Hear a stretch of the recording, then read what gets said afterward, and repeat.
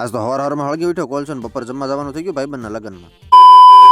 Hello family, તો કેમ છો બધા મજામાં ને? Welcome back to my new mini blog. તો જો મસ્ત મજાનો સવાર પડી ગયું છે ને આપણે બે ગયા છીએ સાનો કોટો ચડાવવા. તો થોડુંક કામ કરીએ બાદ ઈટો પડીને થઈ ગયા છે નવરાના. સુરજ દાદા નીકળી ગયા તો તડકો તો જરાય નથી દેખાતો. તો હવારમાં પેલું કામ મૂકીને નાસ્તો કરવાનું, લાવી ગયા નાસ્તો કરવાનું, પછી પથારમાં ગયા હતા શેઠના કોલસાને હું છું. જો તમને ખબર હોય ને તો કમેન્ટ કરવાનું ભૂલતા નહીં. જો હવે આપણે કરવાનું છે આરોનગા. તો જો કામ મૂકીને થઈ ગયા, નાઈ ધોઈને મસ્ત નવા કપડા પહેરીને તૈયાર, કેમ કે આપણે જવાનું છે ભાઈબંધના લગ્નમાં જમવા. તૈયાર થઈને બે ગયા ગાડી ઉપર ને ગાડીની ચાવી ફેરવીને હું મોટો ભાઈ નીકળી ગયા ભાઈબંધના લગ્નમાં જમવા. ગાડીને ચડાવી દીધી કર્મોદર વાળા રસ્તે અને જો ભાઈબંધનું ઘર છે વાડીઓમાં. તો જો આ ભાઈ છે હરક ફુદુડા વરાજા. તો જોઈ લો કાઉન્ટર મુકાઈ ગયું ને, અમારું મેન લક્ષ્ય હતું જમવાનું, એટલે અમે બધા થાળીઓ લઈને બેસી ગયા જમવા. હાલો તે પેટ પૂજા કરીને થઈ ગયા છે એકદમ તાજા મજાના. હવે જવાનું છે આપણે સીધા ઘરે, કેમ કે ટાઈમે ઘરે ન પગ્યું તો રાતના ઉજાગરા હોય ને પછી હુવા ન મળે. ફાઇનલી તો પાછા પગી ગયા છે આપણા ભઠ્ઠામાં ને હવે આપણે કરવાનું છે ઘડીક આરામ. બપોર પછી જાગીને આવી ગયા છે પાછા પથ્થરમાં. જો ભત્રીજાર આવી ગયા છે ને ભાઈબંધ દોસ્તાર રમવા. અને જો વાડીવાળા ડુંગળી કાઢી નાખી એટલે એમાં મૂકી દીધા છે લોડર સરવાના. આપણે નાખવાનો છે ગારો. તો જો કામ મૂકી લઈને થઈ ગયા છે ને આજના વ્લોગને આપણે